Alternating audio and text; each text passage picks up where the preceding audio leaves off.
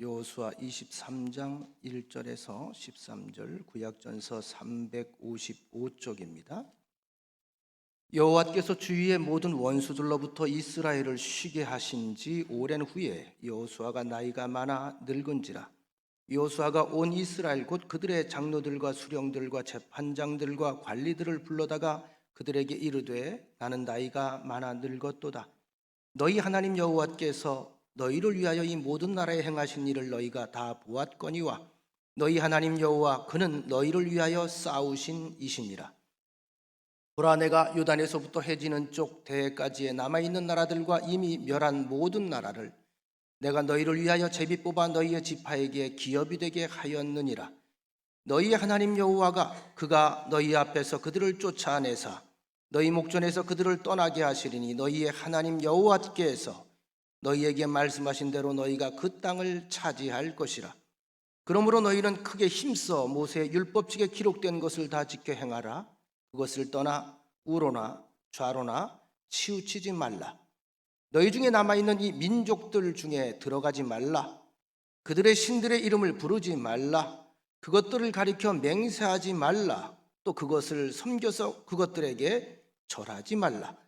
오직 너희 하나님 여호와께 가까이 하기를 오늘까지 행한 것 같이 하라. 이는 여호와께서 강대한 나라들을 너희 앞에서 쫓아내셨으므로 오늘까지 너희에게 맞선 자가 하나도 없었느니라. 너희 중 한 사람이 1000명을 쫓으리니 이는 너희의 하나님 여호와 그가 너희에게 말씀하신 것 같이 너희를 위하여 싸우심이라. 그러므로 스스로 조심하여 너희의 하나님 여호와를 사랑하라. 너희가 만일 돌아서서 너희 중에 남아있는 이 민족들을 가까이 하여 더불어 혼인하며 서로 왕래하면 확실히 알라. 너희 하나님 여호와께서 이 민족들을 너희 목전에서 다시는 쫓아내지 아니하시리니 그들이 너희에게 올무가 되며 덫이 되며 너희 옆구리에 채찍이 되며 너희 눈에 가시가 되어서 너희가 마침내 너희의 하나님 여호와께서 너희에게 주신 이 아름다운 땅에서 멸하리라. 아멘. 우리가 지난 시간에도 공부를 했고 늘 배워왔습니다만 신명기서는 모세의 세 편의 설교로 구성되어 있다고 말씀을 드렸고요. 그 가운데에 신명기 32장에는 모세가 죽음을 또는 임종을 앞두고 직감하고 하나님께 찬양을 합니다. 그래서 신명기 32장 전체가 모세의 찬양이에요. 하나님을 찬양하고 감사하고 하나님께서 그동안에 하신 그리고 자기가 깨달은 것들을 세상에 드러내고 고백하는 아름다운 장면들이 기록되어 있고요. 그리고 이어지는 신명기 33장에는 12지파를 향해서 마지막으로 온 힘을 다 쥐어짜서 축복을 선언합니다. 12지파를 향해서 차례차례 축복을 선언해요. 제가 여러분들에게 늘 자주 말씀을 드립니다만 우리 가운데 가장 큰 아름다운 죽음은 어떤 죽음이라고요? 축복을 선언하는, 축복을 남기는, 축복을 이 땅에 들려주는 그런 여러분들 되시기를 간절히 축원합니다. 신명기 34장까지 있는 내용의 세 편의 설교가 사실 오늘 본문에 보면 여호수아의 23장에 나와 있는 이 짤막한 사실은 한 장의 내용으로 압축될 수가 있습니다. 다시 말하면 오늘 본문에 있는 이야기는 여호수아가 임종 직전에 남긴 이스라엘 백성들을 향한 하나의 선포입니다. 그리고 신앙 고백이기도 하고 임종 설교이기도 한데 모세의 그 장구한, 그 장대한, 그 방대한 그 설교를 요약해서 엑기스처럼 남겨놓은, 다시 말하면 모세의 설교가 곧 여호수아의 설교가 되는 거죠. 이스라엘 백성들이 출애굽해서 가나안 땅에 도착을 합니다. 아시는 것처럼 모세는 하나님께서 거기까지 하시는 섭리 속에서 사실은 비느산에서 그가 마지막을 사실은 맞이하게 되고 이제 후계자로 인정받은 여호수아를 이제 앞세우고 필두로 해서 여리고성을 점령하고 아이성을 점령하면서 그 땅을 점령하기까지의 기간은 7년입니다. 7년. 그러니까 7년이라고 하는 세월은 짧은 시간일까요? 긴 기간일까요? 긴 기간이죠. 여러분 전쟁을 7년 동안 한다고 생각을 해보세요. 7년 동안 결코 짧은 기간 동안에 점령 사역이 이루어진 게 아닙니다. 그 이후에 이 정복 사업이 완전히 끝나기까지는 약 340년이 더 걸립니다. 그래서 누구 시대에? 다윗 시대에 비로소 이 모든 사실은 정복 기간이 완전히 거의 끝나요.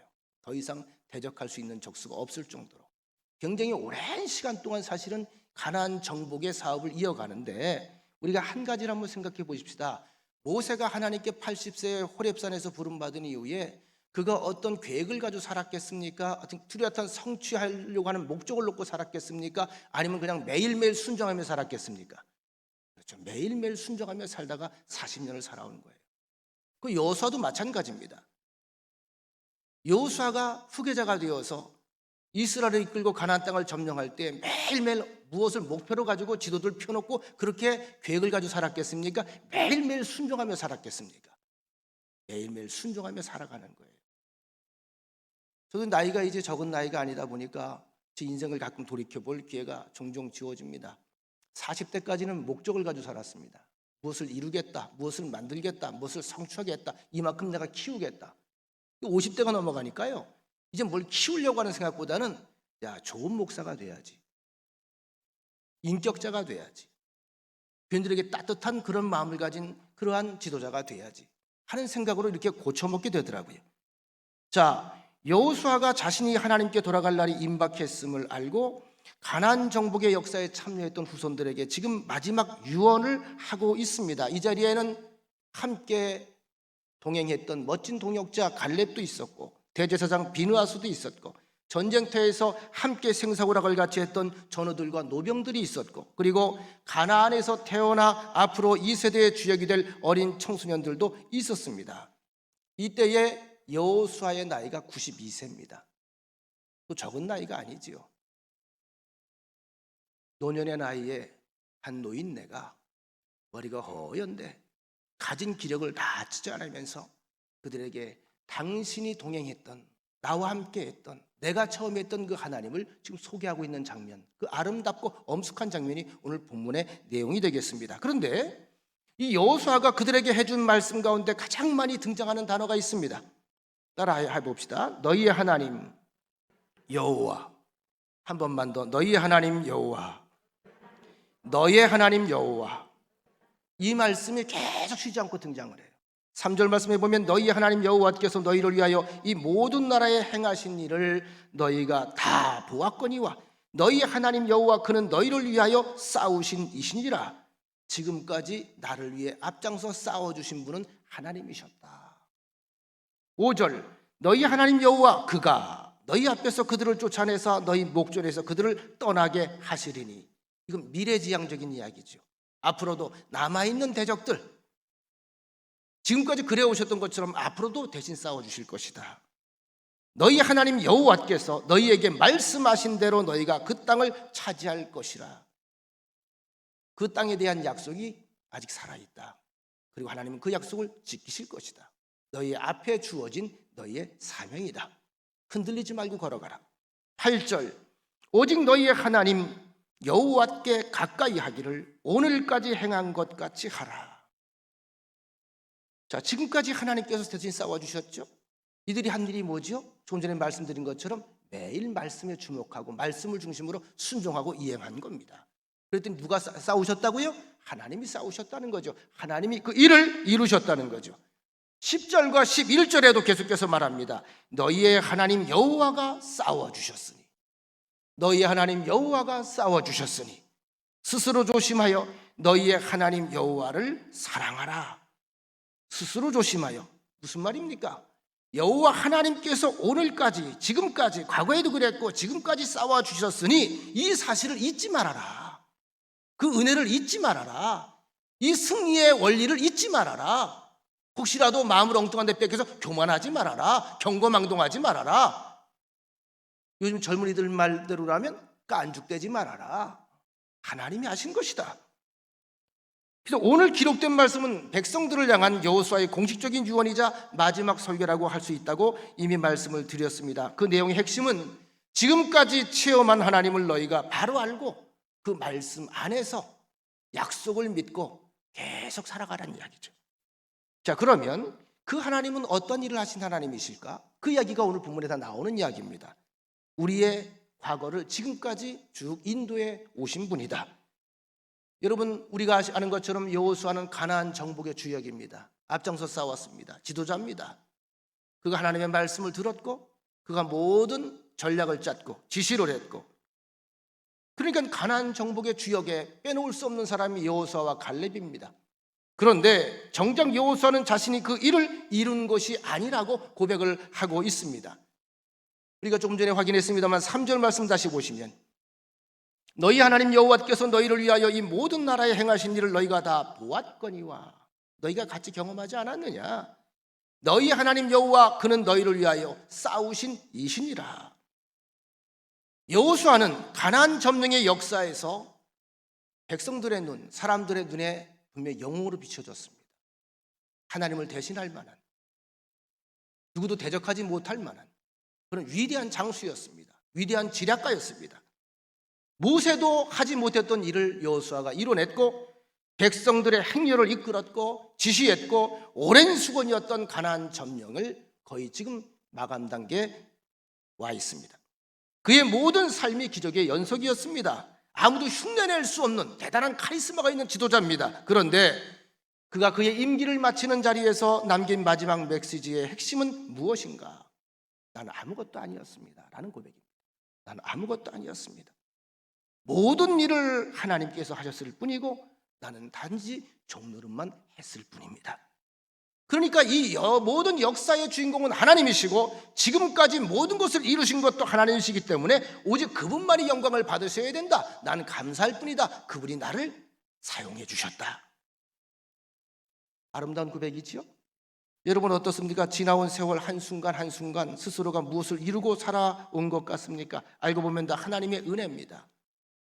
아까 기도자도 기도를 했습니다만 민영식 권사님이 아마 제보가 된다고 그러죠. 김광식 선교사님이 필리핀에서 선교를 하다가 아마 굉장히 다양한 일들을 많이 했던 것 같아요. 굳은 일들을.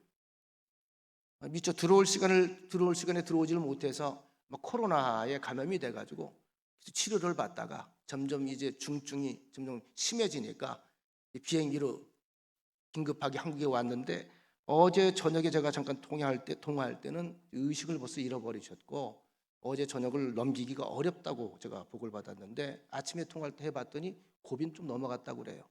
폐가 상태가 굉장히 안 좋다고 그러는데, 그런 분 같은 경우 보세요. 우리가 무엇을 남기고 가겠습니까? 하루하루가 은혜입니다. 하루의 삶은 하루의 하나님의 기적이고 그 기적 속엔 귀한 하나님의 목적과 의도와 선물이 담겨져 있다는 사실을 기억하시길 바랍니다. 알고 보면 다 하나님의 은혜잖아요. 또 그 하나님은 어떤 분입니까? 지금까지 그래오셨던 것처럼 앞으로 우리의 미래도 앞장서 싸우시고 친히 인도해 주실 분이다. 이스라엘 백성들이 가나안 지경을 거의 다 정복했지만 아직 완전히 그 일을 이룬 것은 아닙니다. 미약하지만 잔존 세력들이 아직 남아있는 상황입니다. 다시 말하면 이스라엘은 아직 할 일이 남아있다는 이야기죠. 아시는 것처럼 여호수아 뒤에 이어지는 말씀이 사사기입니다. 룻기입니다. 그들의 정복사업 이후에 벌어졌던 숱한 일들이 거기에 기록되어 있습니다. 그들이 하나님과 멀어지면 이 가시들이 올라옵니다. 압제를 합니다. 그들이 하나님을 잃어버리고 하나님의 은혜를 잃어버리고 세상을 보고 땅의 미련을 가지고 정욕과 탐심을 가지고 살아갔던 것들을 다 빼앗아 버립니다. 그럼 비로소 하나님 앞에 엎드려 곤고한 가운데 부르짖습니다. 그러면 하나님이 사사를 세우셔서 다시 그들에게 은혜를 베푸십니다. 이 이야기가 사사기지요. 잔존 세력들이란 말이에요.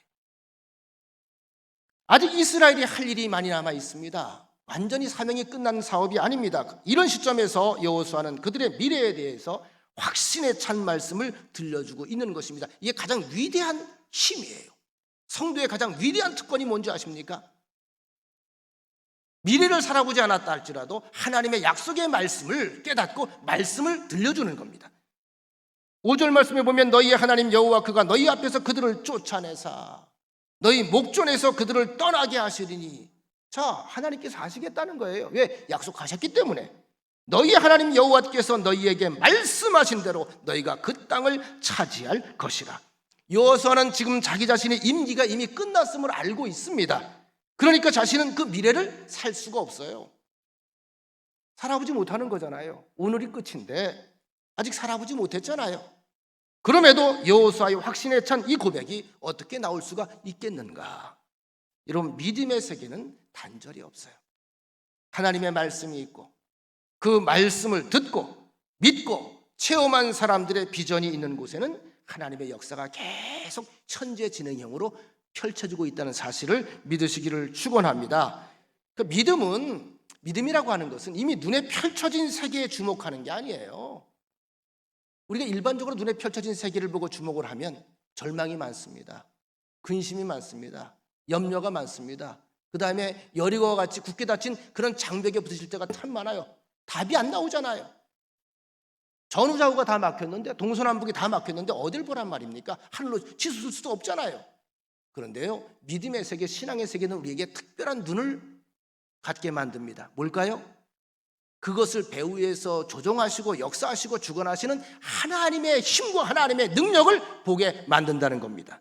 그래서 신앙은 뭐다? 하나님의 계획에 주목하는 것이다. 잘 생각해 보시기 바랍니다. 현실을 볼 것이냐, 하나님의 계획을 볼 것이냐. 창세기 50장 24절로 25절에 보면 여러분 잘 아시는 내용이 나옵니다. 요셉이 애굽에서 죽음을 앞두고 유언한 말씀이 기록되어 있습니다. 아주 반복해서 그들에게 계속해서 똑같은 말로 유언을 합니다. 요셉이 그의 형제들에게 이르되 나는 죽을 것이나 하나님이 당신들을 돌보시고 당신들을 이 땅에서 인도하여 내사 아브라함과 이삭과 야곱에게 맹세하신 땅에 이르게 하시리라.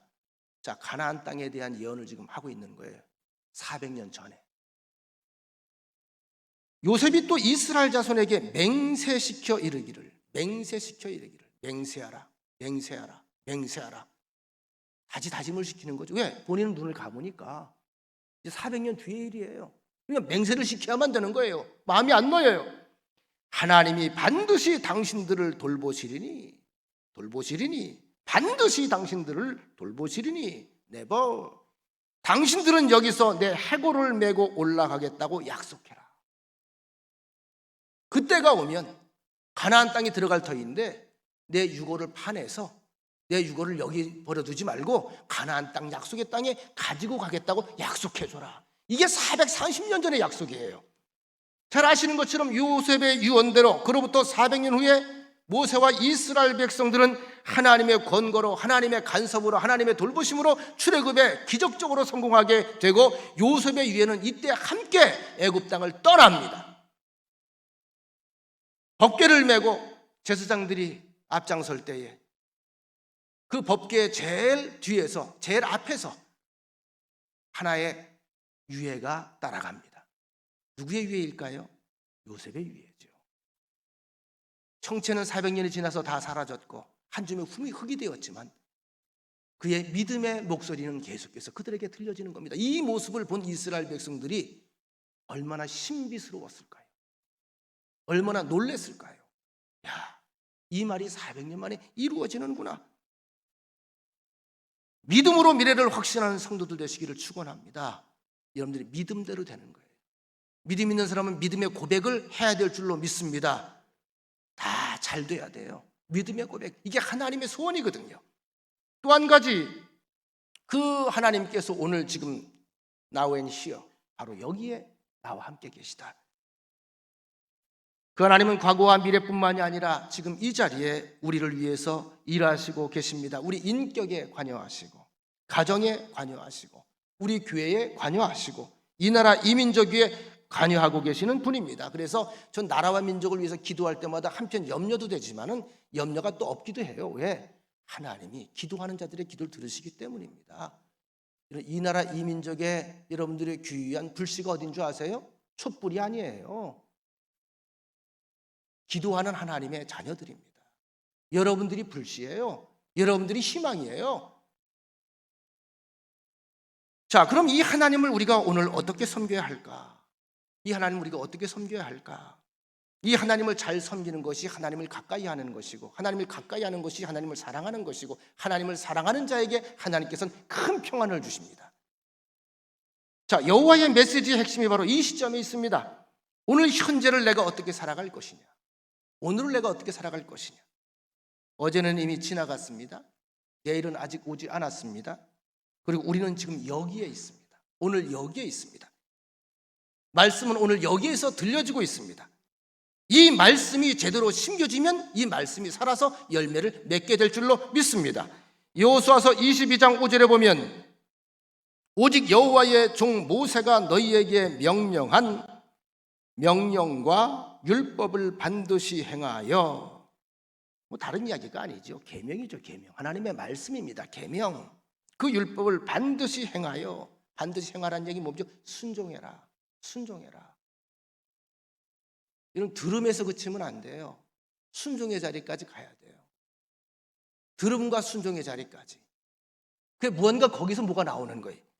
너희의 하나님 여호와를 사랑하고, 이게 여호와 하나님을 사랑하는 방법이라는 거죠. 잘 귀담아 듣고 순종하는 거, 말 잘 듣는 거, 이게 하나님을 사랑하는 사랑의 표현법이다. 그의 모든 길로 행하며, 그가 지시하는 모든 길로 행하며, 그의 계명을 지켜 그에게 친근히 하고, 그의 말씀을 지킬 때 그에게 친근히 하고 친밀감이 생기는 거예요. 친밀감이. 너희의 마음을 다하며 성품을 다하여 그를 섬길지니라. 이게 하나님과 동행하는 삶인 거예요. 여호수아는 지금 다른 이야기를 하는 게 아니죠. 하나님과의 동행기를 우리에게 알려줍니다. 동행기. 이 말씀 속에 아름다운 미래에 대한 축복의 열쇠들이 숨겨져 있습니다. 자, 그럼 이제 한번 살펴보시기 바랍니다. 어떤 말씀들이 숨겨져 있을까? 어떤 축복의 키가, 열쇠가 있을까? 첫째로 본문 6절에 보면, 본문의 6절 다 같이 한번 읽겠습니다. 시작. 그러므로 너희는 크게 힘써 모세의 율법책에 기록된 것을 다 지켜 행하라. 그것을 떠나 우로나 좌로나 치우치지 말라. 자, 하나님의 말씀을 우리 삶의 중심으로 삼으라는 거예요. 어떤 것을 판단할 때도 하나님의 말씀이 옳은가? 어떤 것을 정할 때도 하나님 말씀에 위배되는 일은 아닌가? 하나님이 기뻐하신 일일까? 하나님의 말씀이 우리 삶의 동기가 되게 하라는 것입니다. 하나님의 말씀이 내 행동과 선택의 원인이 되게 하고 초점으로 삼으라는 거예요. 이 말씀은 그런데 여호수아가 지금 새로 만들어낸 어록이 아닙니다. 모세가 죽고 후계자가 되었을 때에 가나안 땅 점령을 앞두고 당황해하고 두려워하고 있던 여호수아에게 주셨던 하나님의 말씀을 지금 재생시켜 들려주는 거예요. 여호수아서 1장 5절로 7절. 여러분 혹시라도 어떤 일을 추진하다가 난관에 부딪혀서 힘이 들거나 낙심이 오거나 자꾸 어두운 마음이 들어오거나 우울한 마음이 들어오거나 자신감이 없어지고 두렵고 할 때는요, 여호수아 1장 1절로부터 7절까지 읽으세요. 무조건 10번이고 20번이고 읽으세요. 그럼 힘이 솟아요. 여호수아 1장 5절로 7절에 있는 말씀입니다. 5절, 두려워 떠는 여호수아에게 들려주신 하나님의 말씀. 네 평생에 너를 능히 당할 자가 없으리니 내가 모세와 함께 있었던 것 같이 너와 함께 있을 것임이라. 내가 너를 떠나지 아니하며 버리지 아니하리니 강하고 담대하라. 너는 이 백성으로 내가 그들의 조상에게 맹세하여 그들에게 주리라 한 땅을 이 백성에게 차지하게 하리라. 네가 볼 것이다. 오직 강하고 극히 담대하여 나의 종 모세가 너에게 명령한 그 율법을 다 지켜 행하고 우로나 좌로나 치우치지 말라. 그리하면 어디로 가든지 형통하리라. 우로나 좌우나 치우치지 말라. 자고 우면하지 말아라. 다시 무슨 얘기죠? 주변의 잡소리에 귀 기울이지 말아라. 갈 길은 정해져 있다. 이 말씀은 역사의 새 아침에 하나님께로부터 여호수아가 직접 받았던 말씀이었습니다. 여호수아가 하나님께 쓰임받기 위하여 받은 것은 오직 이 말씀밖에 없습니다. 오직 이 말씀뿐입니다. 여호수아는 이 말씀을 그래서 붙잡고 지금까지 살아왔고 말씀대로 승리했고 하나님의 역사를 체험한 생애를 살아왔습니다. 이 말씀은 하나님께서 이스라엘 백성들을 하나님의 백성으로 삼으실 때 호렙산에서 주신 율법 속에 기록되어 있는 말씀이기도 합니다. 여러분, 구약에 등장하는 선지자나 제사장들이 하는 주된 임무가 무엇이었을까요? 없던 말씀을 들려주는 게 아니에요. 인생의 깨달음을 들려주는 것이 아니라 이미 그들에게 주어진 말씀, 들려준 말씀을 이스라엘 백성들에게 선포해서 상기시켜주는 거예요. 오늘날 설교는 뭘까요? 목사가 하는 일이 뭘까요? 똑같은 일이에요. 주의 말씀을 성도들은 또 깊이가 좀 다르잖아요. 더 깊이 퍼 올려서 되새김질을 해서 먹여주는 거예요. 그러니까 하나님의 말씀대로 생명력이 있는 것이죠. 저는 하나님의 이 말씀이 오늘 우리에게 능력이 됨을 확실하게 저는 믿습니다. 지금까지 그래왔고 앞으로도 그럴 것이고 오늘도 그 말씀대로 될 것임을 믿으시기를 바랍니다. 그 사람의 그 신앙적 수준을 알 수 있는 방법 중에 하나는 제가 늘 말씀을 하기를 자주 드리는데 그 사람의 관심이 어디 있는가를 보면 알아요. 그게 그 사람의 신앙의 수준이에요. 그 사람의 관심이 어디 있을까? 그 사람의 기도 내용을 들어보면 알아요. 무엇을 구할까? 그 사람의 말씀에 대한 자세를 보면 알아요. 그것이 하나님을 사랑하는 방법이거든요. 그 사람이 교회를 대하는 태도를 보면 알 수 있습니다. 그 사람이 목회자를 대하는 태도를 보면 알 수 있습니다. 그 사람이 교인들을 대하는 태도를 보면 알 수 있습니다. 어디에 관심이 있는 사람인지, 신앙의 정도가 어떤 사람인지. 여러분, 성경은 철학이 아니에요. 사상도 아닙니다. 성경은 생명의 말씀입니다. 21세기의 첨단 과학시대도 이 하나님의 말씀보다 앞서지 못합니다. 언제나 인류의 앞에서, 인류의 역사 앞에서 인류를 살리고 깨우치고 이끌어가는 것이 하나님의 섭리며 하나님의 말씀이다. 이 믿음을 가지시고 여러분들 오늘도 살아가시기를 축원합니다. 창세기 3장 내용이 인간의 타락장으로 그렇게 우리가 이름을 붙였죠. 아담과 하와가 범죄한 이후의 모습, 에덴 동산에서 쫓겨나는 모습, 하나님께로부터 저주를 받는 모습. 사람을 찾아오신 하나님께서 아담과 하와를 차례로 추궁하십니다. 네가 어디 있느냐? 어쩌다 이 모양이 됐느냐? 왜 날 보고 두려워 떠느냐? 네가 나와 관계가 왜 이렇게 되어버렸지? 하나님이 만들어준 저 여인 때문입니다. 하와에게 추궁합니다. 너 어찌 된 일이냐? 하나님이 지으신 저 뱀새끼가 꼬셨습니다. 이 이야기를 듣고 하나님께서 곧바로 뱀에게 저주를 하시는데 이 저주의 내용이 또 의미심장합니다. 창세기 3장 14절에 보면 네가 이렇게 하였으니, 이 뱀에게 하는 얘기죠. 네가 이렇게 하였으니 네가 모든 가축과 들의 모든 짐승보다 더욱 저주를 받아. 이게 뱀이 저주를 받았다는 거죠. 배로 다니죠.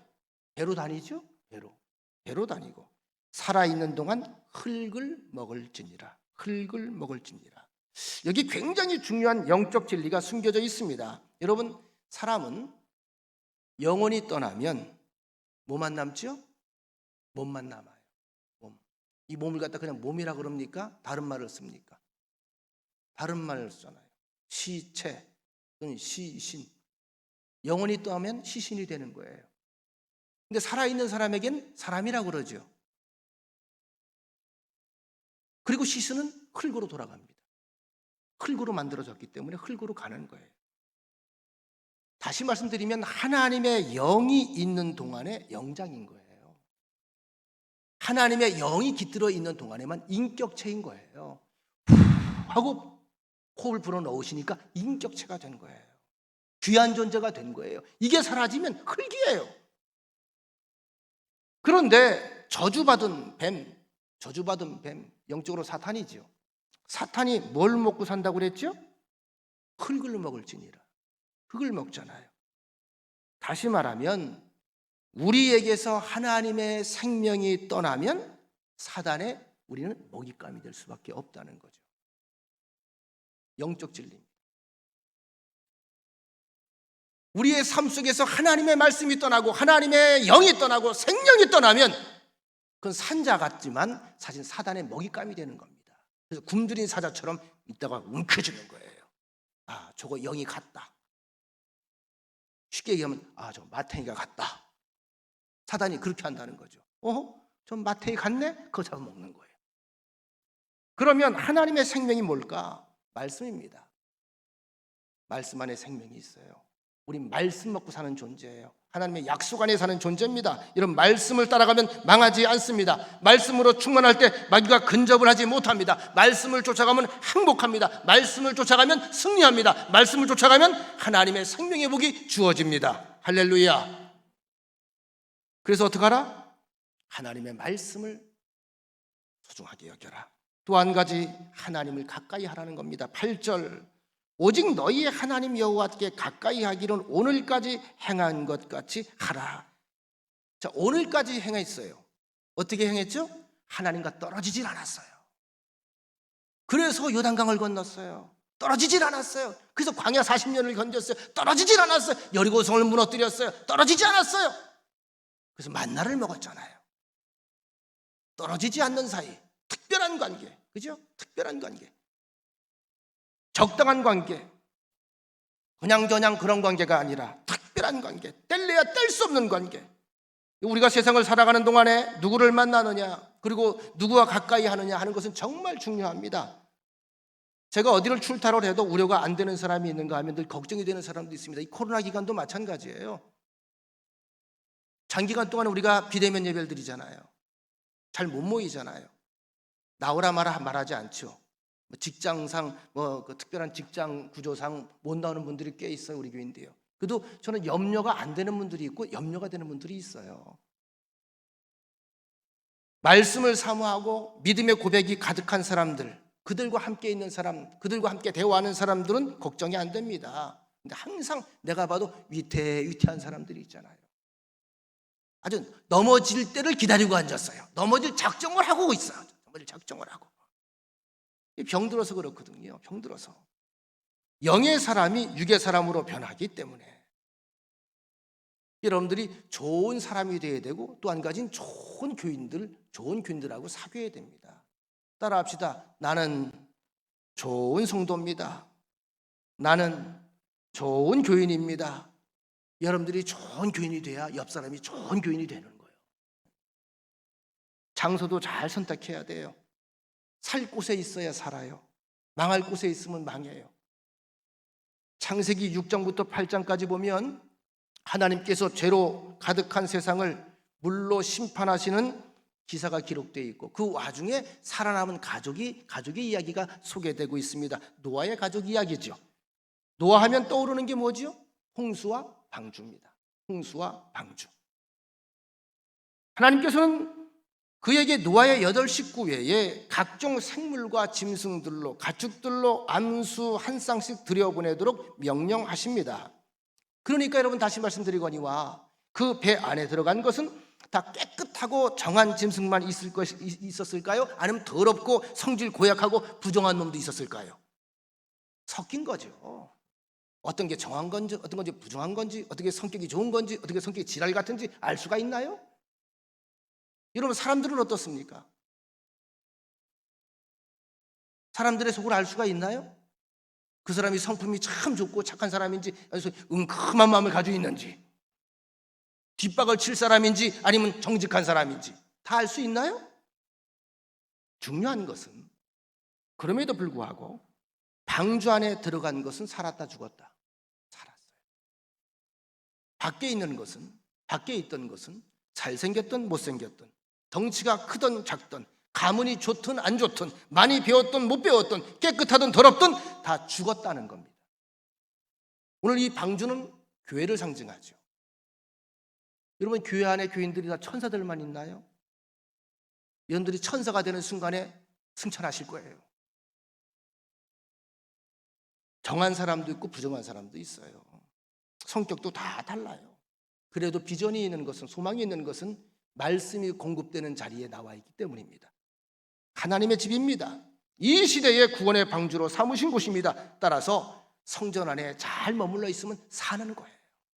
기회가 주어지는 거예요. 이것이 성경이 가르쳐주는 영적인 원리입니다. 혹시 여러분 교회 안에서 너무 좀 내 마음에 안 드는 사람, 속 썩이는 사람, 말과 행동으로 본이 되지 못하는 사람, 뭐 이런 사람이 있잖아요. 목사인 저에게 우리 교인들이 다 마음에 들까요? 마음에 안 드는 사람도 있을까요? 우리 교인들은 지혜로워서 이럴 땐 대답을 안 하더라고. 그렇죠? 그럼 거꾸로 제가 여러분 물어볼게요. 여러분들은 제가 다 마음에 드시나요? 그거 봐요. 꿈뻑꿈뻑하는 사람들은 다 이상한 사람들이지. 내가 다 알아요. 마음에 들어서 같이 우리가 사는 게 아니야. 하나님께서 이렇게 묶어놨으니까 사는 거지. 그죠? 그러니까 이런 사람이 있거들랑 도망갈 생각하지 말고 제가 장담합니다. 도망가? 똑같아. 거 가면 더 심한 놈 만나. 더 심한 거. 딴 데 뭐 별난 줄 알아? 더 심한 사람. 제가 언젠가도 그 말씀 드렸잖아요. 어느 미국에 있는 한 교인 이야기인데, 이 양반은 하도 올곧게 살으려고 애를 쓰다 보니까 하도 교회가 더럽고 부정한 사람들이 많은 것 같아. 그래서 교회를 옮기는데 평생 48번을 교회를 옮겼대. 나중에 뱅뱅뱅뱅 돌다가 다시 제자리로 오려고 그랬더니 일단 상담해야 될 거 아니야. 그 목사님이 그러더래요. 우리 교회 지금까지 잘 성장해 왔는데 당신이 들어오는 순간에 우리 교회는 다시 옛날로 돌아가기 때문에 오지 말라고. 따라합시다. 그분이 그분입니다. 그분이 그분입니다. 따라해봐요. 그놈이 그놈입니다. 다 그래요. 비슷해요. 크게 다를 거 없어요. 여호수아가 위대한 신앙의 지도자가 되고 말씀의 실행자가 된 것은 그가 모세의 곁에 있었기 때문이었습니다. 그리고 위대한 신앙의 사람 갈렙이 곁에 있었기 때문이었습니다. 아시는 것처럼 여호수아는 모세를 하나님처럼 받들었어요. 젊은 시절부터, 20대부터. 왜? 하나님이 택하신 하나님의 종이었기 때문에. 주변에 불평하는 사람이 있어도, 군중들이 무리를 지어서 돌을 들어 때려 죽이려고 할 때도, 모세 누이 미리암과 형 아론이 모세를 비방할 때도 여호수아는 자신의 자리를 항상 겸손히 묵묵히 지켰습니다. 출애굽기 33장 11절에 보면 사람이 자기의 친구와 이야기함 같이, 사람이 자기 친구와 얘기한 같이 여호와께서는 모세와 대면하여 말씀하시며, 모세는 진으로 돌아오나 눈의 아들 젊은 수종자 여호수아는 회막을 떠나지 아니하니라. 여호수아는 모세가 하나님과 마치 사람처럼, 친구처럼 조곤조곤 밤새 깊은 대화를 나누는 것을 지켜보았습니다. 모세는 하나님과 그렇게 교제를 했습니다. 여호수아는 이런 스승의 삶을 곁에서 다 지켜보았습니다. 하나님을 가까이 하는 법을 배운 거예요. 하나님을 이렇게 친구처럼 가까이 할 수 있다면 얼마나 좋을까요? 우리도 가능합니다. 여호수아는 모세 이후에 그렇게 살아왔습니다. 언제나 하나님께서 동행해 주셨음을 체험했습니다. 그래서 그분의 말씀에 귀를 기울이기를 기뻐했고 그 말씀을 쫓아 행하기를 기뻐했습니다. 여호수아가 지금까지 쟁취한 승리의 비결은 다 한 가지입니다. 하나님을 가까이 했기 때문에, 하나님을 기뻐했기 때문에. 또 한 가지, 불신자와의 관계입니다. 12절로 13절 말씀. 너희가 만일 돌아서서 너희 중에 남아있는 이 민족들, 이방인들이죠. 불신자들이죠. 민족들을 가까이 하여 더불어 혼인하며 서로 왕래하면 13절 확실하게 알아라. 명심하여라. 너희 하나님 여호와께서 이 민족들을 너희 목전에서 다시는 쫓아내지 아니하시리니, 다시 말하면 손 떼겠다. 그들이 너희에게 올무가 되며 덫이 되며 너희 옆구리에 채찍이 되며 너희 눈에 가시가 되어서 너희가 마침내 너희의 하나님 여호와께서 너희에게 주신 이 아름다운 땅에서 멸하게 되리라. 여호수아는 그의 백성들에게 하나님 없이 살고 있는 사람들을 가까이 하지 말라. 그 속에는 하나님이 없기 때문입니다. 우상이 가득하기 때문입니다. 왜 우리가 이 나라가 사회주의 체제로, 공산주의 정권으로, 공산주의 체제로 가는 것을 왜 염려합니까? 그들에게는 하나님의 영이 없습니다. 하나님의 영이 없습니다. 교회를 핍박하는 거예요. 우린 세상에 더불어 살고 있습니다. 믿는 사람 또는 믿지 않는 사람들이 함께 직장에서, 가정에서, 동네에서 어울려 살고 있습니다. 그러면 그들과 아예 접촉하지 말라는 의미일까요? 상종하지 말라는 뜻일까요? 아닙니다. 신앙적인 가치관을 놓치지 말라는 겁니다. 그들을 대해도 거룩성을 유지하고 신앙적 가치관을 가지고 그들을 만나라는 겁니다. 세상으로부터 역으로 영향을 받지 말고 세상의 거룩한 영향을 넓혀가라는 의미입니다. 제가 새벽에도 설교를 했습니다만, 여러분, 죽은 고기는 물결의 흐름대로 흘러갑니다. 떠내려갑니다. 바닷물에 들어가게 되면 짠물에 절여집니다. 그러나 살아있는 고기는 짠물에 살아도 절여지지 않습니다. 그리고 폭포수를 거슬러 올라가는 생기를 가지고 그는 자기의 활동 범위를 넓혀갑니다. 여러분, 온도계가 두 가지 종류가 있다고 말씀을 제가 오래전에 드렸습니다. 온도계가 두 가지 종류의 온도계가 있습니다. 하나는 한란계, 또 하나는 정온계. 한란계는 우리가 일반적으로 밖에 있는 온도계를 이야기해요. 추워지면 영하 몇 도, 더워지면 뭐 영상 몇 도. 이게 밖의 환경에 따라서 온도를 체크해 주는 게 이게 한란계입니다.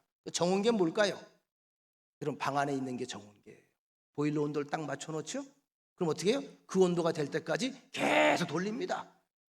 다시 말하면 한란계는 환경에 따라서 좌지우지되는 것이고, 정온계는 환경에 따라 좌지우지하는 것이 아니라 환경을 바꿔놓는 것입니다. 하나님께서 우리에게 원하시는 건 뭘까요? 세상의 변화에 따라서 우리가 변하는 것이 아니라 우리가 하나님의 말씀의 정온계가 되어서 세상을 바꾸는 것입니다. 온도를 바꾸는 것입니다. 절대적인 가치관과 말씀을 가지고 세상을 변화시키는 것입니다. 이제 마지막으로 11절 보시면 11절 하나님을 사랑하라 말씀합니다. 11절 다 같이 읽겠습니다. 시작. 그러므로 스스로 조심하여 너희 하나님 여호와를 사랑하라. 다시 한번 시작. 그러므로 스스로 조심하여 너희 하나님 여호와를 사랑하라. 스스로 조심해라. 스스로 조심해라. 이 말씀, 경거망동하지 말아라. 교만하지 말아라. 교만하지 말아라. 네 힘을 한 것처럼 착각하지 말아라. 네가 뭘 이룬 것처럼 그렇게 교만하지 말아라. 정신 바짝 차려라. 정신 바짝 차려라. 겸손해라. 하나님의 은혜를 늘 감사하고 확인해라. 이 얘기입니다. 우리 모든 크리스찬들의 신앙의 절정은 무엇일까요? 하나님 사랑입니다. 주님 사랑입니다. 성경 전체를 통해서 우리는 그분의 교훈을 알 수 있고, 그분의 교훈 속에서 하나님의 마음을 알 수 있습니다. 심정을 알 수 있습니다. 심장 소리를 들을 수가 있습니다. 책망도 듣습니다. 그 말씀이 때론 내게 꿀처럼 달게도 느껴지지만 어느 때는 육모초처럼 쓴 소리도 될 수 있어요. 어릴 적에 더위가, 여러분 더위 때문에 그 뭐죠? 더위를 먹는다 그러죠. 더위를 먹어. 더위를 먹으면요, 우리 돌아가셨지만 할머님이 교회 권사님이셨는데 육모초를 떼어 가지고 오셔서 그걸 갈아요. 그 즙을 내요. 그걸 먹이는데 먹어본 사람 알 거예요. 난 안 먹겠다고, 안 먹겠다고. 그러면 아가리를, 죄송합니다, 아가리를 벌려가다가 어깨를 좀 아가리를 벌려가다가 쓰니까 먹기 싫은 거예요. 근데 희한해요. 먹고 나면 더위가 사라져요. 때는 우리가 하나님 말씀이 그렇게 달던 말씀이 때는 쓰게 느껴질 때가 분명히 있습니다. 그럼 여러분, 달면 삼키고 쓰면 뱉어야 할까요? 달아도 먹고 써도 먹어야 되는 게 말씀입니다. 믿으시면 아멘. 들으면 들을수록, 깨달으면 깨달을수록 우리는 한 가지 사실에 주목하게 됩니다. 그 말씀이 쓴 약이든지 그 말씀이 단 설탕이든지 똑같은 깨달음. 하나님이 나를 이처럼 사랑하세요. 사랑하시기에 주는 겁니다.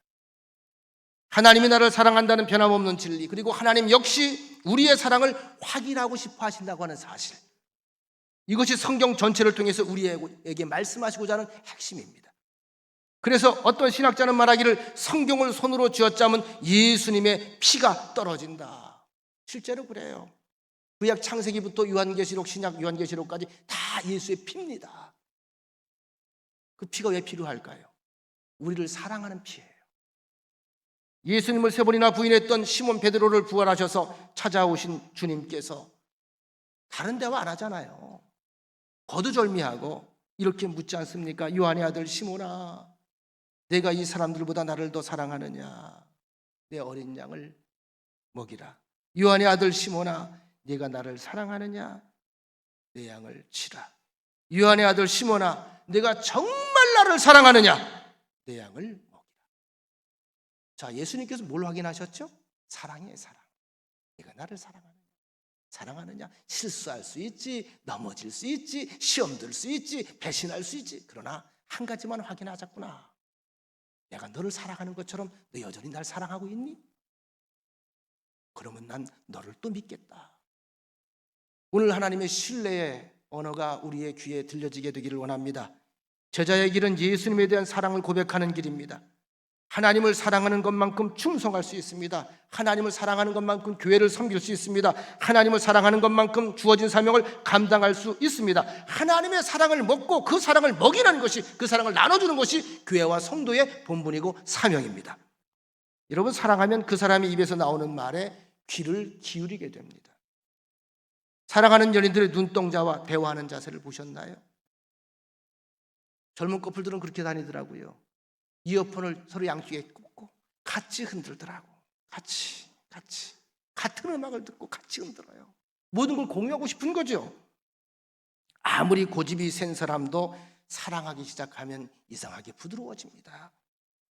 그래서요, 성경은 말하는 겁니다. 사랑하면 계명이 완성되는 거예요. 주님을 사랑하고 있는 사람에게 하나님의 말씀을 지키라고 고래고래 소리칠 필요가 있겠나요? 하나님을 사랑하면 그 말씀을 항상 곁에 두고 살아갑니다. 내가 아버지의 계명을 지켜 그의 사랑 안에 거하는 것 같이 너희도 내 계명을 지키면 내 사랑 안에 거하리라. 주님의 고백이죠. 내가 아버지의 계명을 지켜 그 계명을 지키는 것이 그의 사랑 안에 거하는 것이다. 너희도 내 계명을 지키면 내 사랑 안에 거하리라. 그리고 그 사랑 사이에 아무것도 끼어들게 해서는 안 됩니다.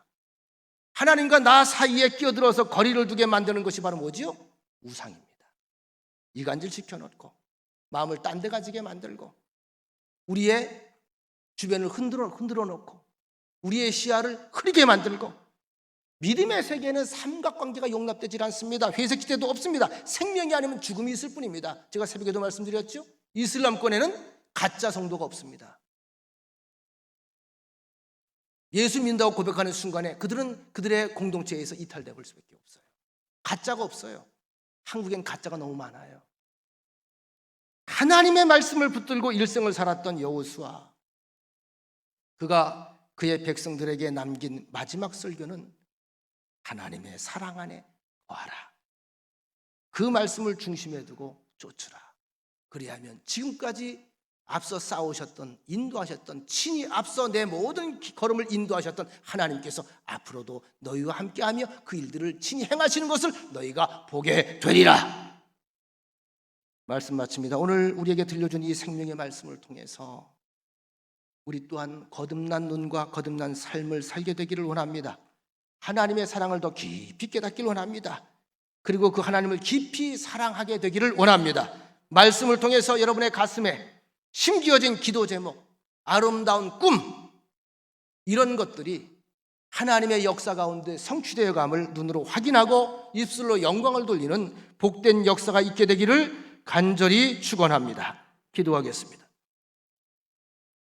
여호수아가 만난 하나님, 모세가 만난 그 하나님, 바로 그 하나님이 바로 이 시간에 우리와 함께 하시며 나를 택정하여 불러주신 나의 하나님 아버지임을 압니다. 이제 나의 입술로 그 하나님을 전하는 그런 삶을 살게 되기를 소망합니다. 주의 종을 통하여 선포되는 생명의 말씀, 오늘도 주님 우리의 귀에 다가와서 말씀을 걸어오셨습니다. 들었사오니 믿게 하시고, 믿었사오니 응답하게 하시고, 응답했사오니 삶 속에서 순종하며 행할 수 있는 믿음의 종들이 되게 하여 주옵소서. 그리하여 그 길에서 형통의 역사, 회복의 역사, 승리의 역사, 번성의 역사를 체험하는 믿음의 종들이 되게 하옵소서. 예수님의 이름으로 간절히 믿고 기도드리옵나이다. 아멘.